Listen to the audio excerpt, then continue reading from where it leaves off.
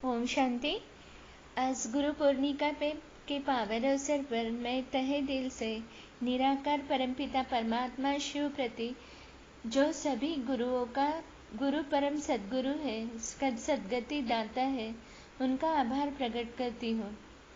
परमधाम से इस भ्रष्टाचारी पतित दुनिया में अवतरित होकर साकार माध्यम ब्रह्मा एदम अथवा आदम द्वारा ईश्वरीय ज्ञानामृत प्राशन कराने के लिए परमात्मा शिव का दिव्य अवतरण हुआ है।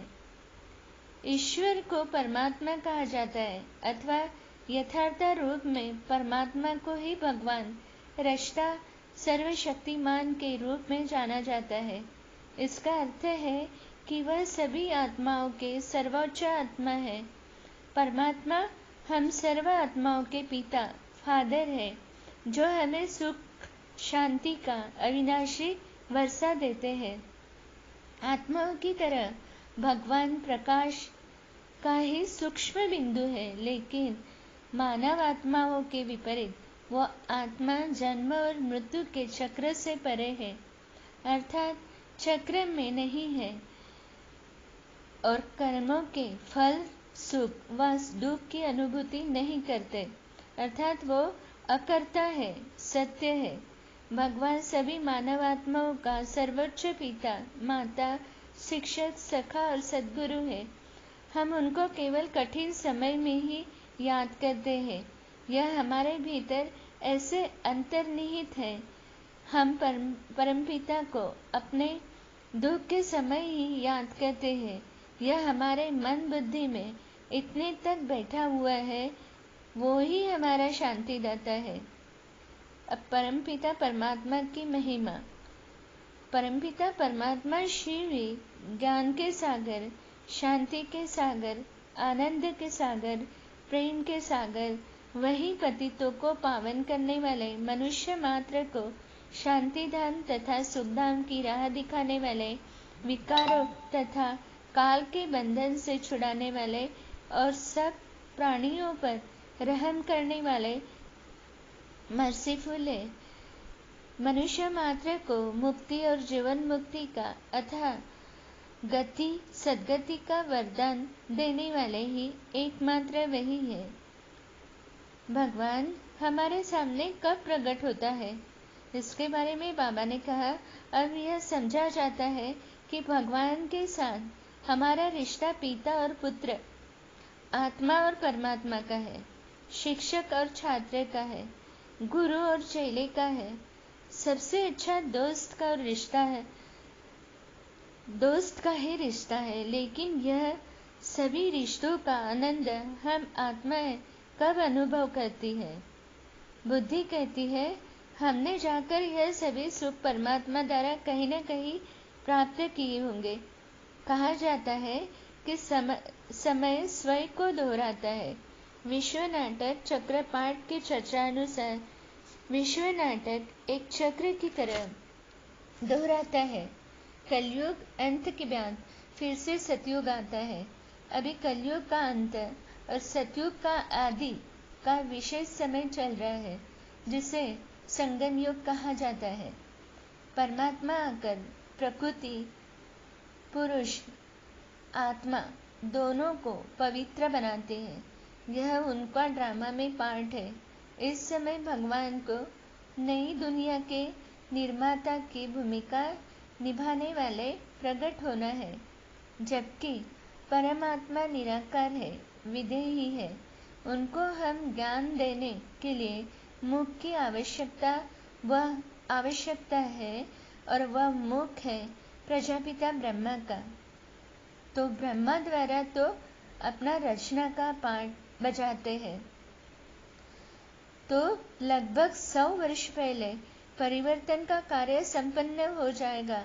सभी आत्माओं को मुक्ति का वर्षा मिलेगा और कुल आत्माएं जो सतयुगी आत्माएं हैं, अर्थात जिनका पाठ है सतयुग में, उनको श्रीमद् द्वारा एक जन्म का सुख का वर्षा अर्थात जीवन मुक्ति का वर्षा मिलेगा और वो मिल रहा है। हम सभी को यह शुभ समाचार देते हैं कि शिव पिता का अवतरण 1936 के आसपास ही हुआ था और यह उनका गुप्त पाठ तभी से चल रहा है। ब्रह्मा द्वारा नई दुनिया की स्थापना और फिर शंकर द्वारा पुरानी विनाश, दुनिया का विनाश। हर कोई यह देख सकता है कि सभी प्रमुख घटनाएं केवल पिछले 100 वर्षों में हुई। विज्ञान, परमाणु ऊर्जा, विज्ञान की नई शोध, मानव प्रतिभा, प्रसिद्धि का उदय आदि ऐसे इसलिए है क्योंकि भगवान स्वयं यहाँ उपस्थित है, जो अपने बच्चों की इच्छाओं को पूरा करते हैं। निराकार भगवान की प्रतिनिधियां। निराकार होने के कारण भगवान को कई धर्मों में अंडाकार, अंडे के आकार के पत्थर का प्रकाश के रूप में दर्शाया जाता है। हिंदू धर्म में भगवान की शिवलिंगम या ज्योतिर्लिंगम नामक एक अंडाकार के पत्थर के रूप में पूजा की जाती है, जिसका अर्थ है शिव, शिव का प्रतीक या प्रकाश का प्रतीक। शिव अर्थात कल्याणकारी।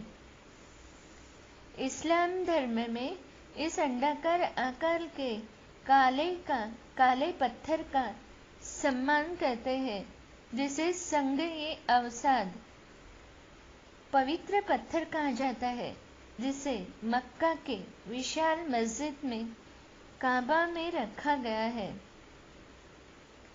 जिसे और क्राइस्ट ईसाई धर्म के धर्मपिता ने कहा है कि गॉड इज लाइट, ईश्वर प्रकाश स्वरूप है। महात्मा बुद्ध ने गहन ध्यान शुरू किया और जन्म और मृत्यु के चक्र से परे भगवान का आध्यात्मिक निराकार अविनाशी अस्तित्व पाया। गुरु नानक ने परमपिता परमात्मा की महिमा गाई। वो सत्य चित्त आनंद स्वरूप अकाल मूर्त है। कहा, लगभग सभी धर्मों में अनुयायी परमात्मा को ही निराकार मानते हैं, परंतु इस शब्द से ये अर्थ लेते हैं कि परमात्मा का कोई भी आकार नहीं है। अब परमपिता परमात्मा शिव कहते हैं कि ऐसा मानना भूल है। वास्तव में निराकार का अर्थ है कि परमपिता साकार नहीं, अर्थात न तो उनको मनुष्य जैसा स्थूल शारीरिक आकार है और न ही देवता जैसा सूक्ष्म शारीरिक आकार, बल्कि उनका रूप अशरीरी है और ज्योति बिंदु के समान है। बिंदु को ही निराकार ही कहेंगे। अंततः यह एक आश्चर्यजनक बात है कि परमपिता परमात्मा है तो सूक्ष्म से सूक्ष्म एक ज्योति कण है, लेकिन परमात्मा तो सिर्फ अपने परमधाम में व्याप अर्थात रहते हैं। वो शांति के सागर है। परमपिता सद्गुरु परमपिता शिव के परमात्मा के बारे में अनुभव ऐसा है। बाबा ने कहा, वह उनको पूर्ण आदर देता है जो उन पर भरोसा रखते हैं, निष्ठापूर्वक पढ़ाई करते हैं, वह ईमानदारी से धारणा फॉलो करते हैं। परमात्मा वह उसे स्नेह देते हैं और उस पर पूर्ण समर्पित है, जिसको उस पर पूर्ण आस्था है, अर्थात जो किसी सुखदायी अथवा विपरीत परिस्थितियों में उसका साथ प्रकट कर सकता है।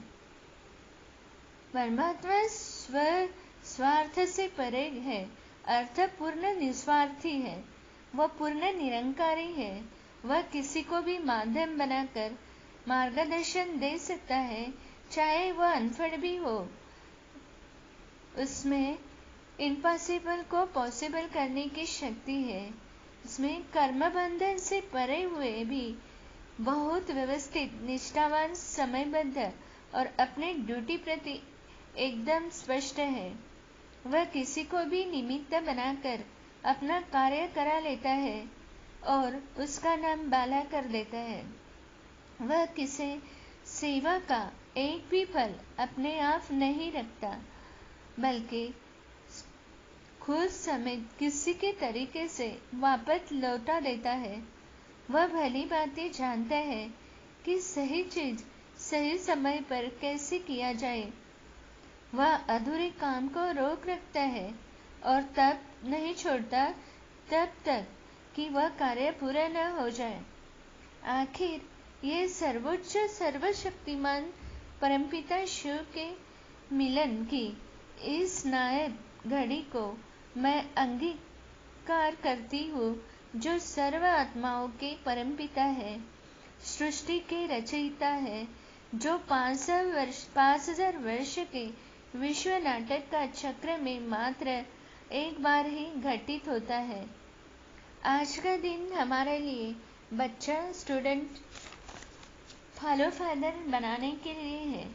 रूहानी परमपिता के रूप में ईश्वरीय वर्षा व खजाना देने के लिए, रूहानी परम शिक्षक के रूप में रचयिता और रचना तीनों लोक और काल का ज्ञान देने के लिए, और परम सद्गुरु के रूप में वरदान अथवा ब्लेसिंग देने के लिए है। विश्व की अन्य आत्माओं की भी आपको पहचाने और ईश्वरी वर्षा और खजाने का लाभ उठाए, ताकि अंतिम समय उन्हें पश्चाताप न करना पड़े। अभी नहीं तो कभी नहीं। प्यारे पारलौकिक रूहानी पिता शिव बाबा को दिल से पदम गुना शुक्रिया व नमन करती हूँ। ओम शांति।